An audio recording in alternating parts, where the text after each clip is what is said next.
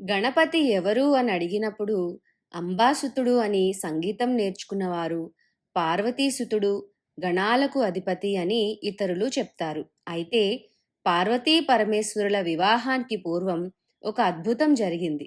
అదేంటో ఇప్పుడు తెలుసుకుందాం. సతి వియోగంతో విరాగిగా మారిన శివుడు హిమాలయాలకు వెళ్ళి నిర్వికార నిశ్చల సమాధి స్థితిలో కఠోర తపస్సు చేస్తూ ఉండగా శివుడినే భర్తగా పొందడానికి పునర్జన్మించిన పార్వతీదేవి ఆయన్ను చేరుకోవడానికి ఎన్నో ప్రయత్నాలు చేసింది. అవి ఏవీ శివుడిని కదిలించలేకపోయాయి. చివరకు మన్మథబాణ ప్రయోగం కూడా ఫలించకపోవడంతో దుఃఖితురాలయ్యున్న పార్వతీ ఎదుట బ్రహ్మదేవుడు ప్రత్యక్షమై, అమ్మా పార్వతి, దుఃఖించకు, లోక కళ్యాణార్థం మీ ఇరువురి కళ్యాణం తథ్యం. అయితే ఈ సత్కార్యం జరగాలంటే నీవు